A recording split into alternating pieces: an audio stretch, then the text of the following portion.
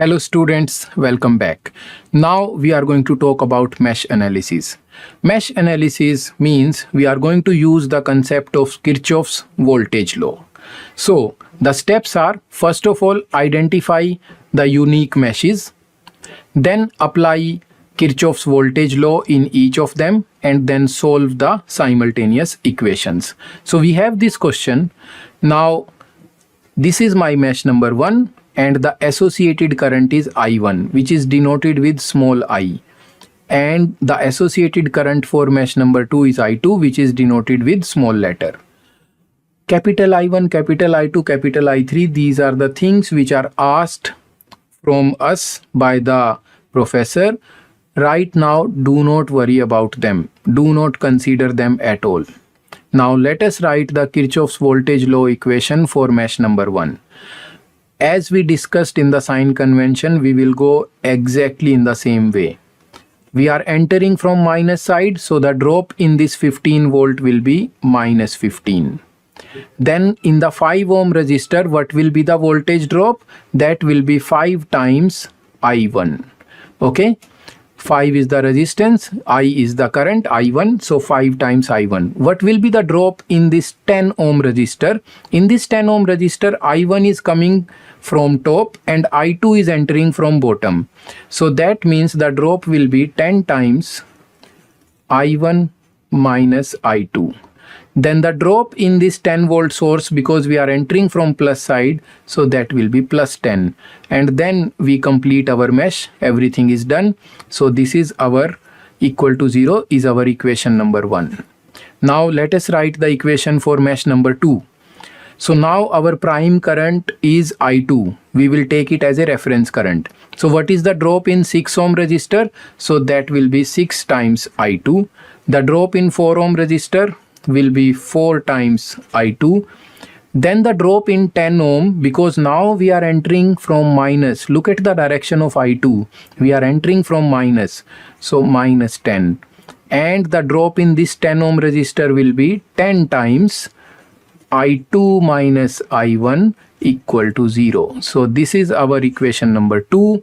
So now we got two equations. We solve them using any method and we will get the value of I1 and I2. Now look here. I got I2 equal to 1 ampere and I1 also 1 ampere.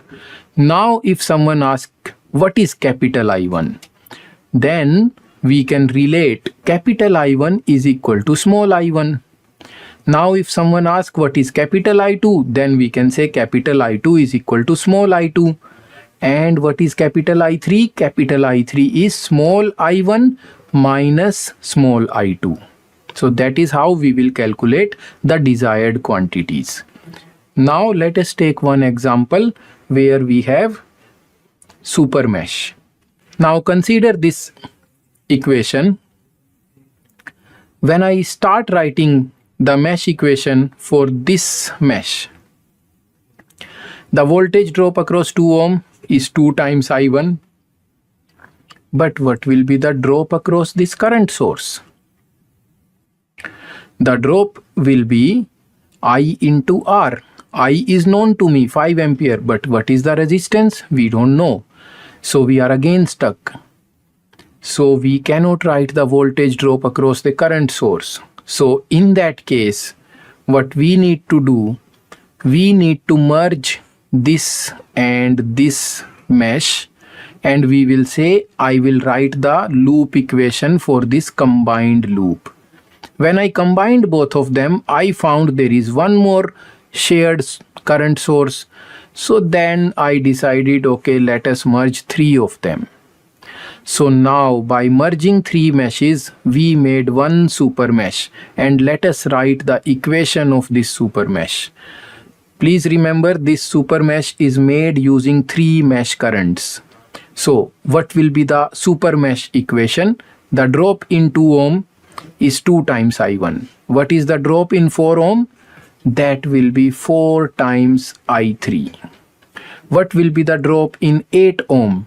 That will be 8 into I3 minus I4. See, I3 is entering from top, I4 is entering from bottom.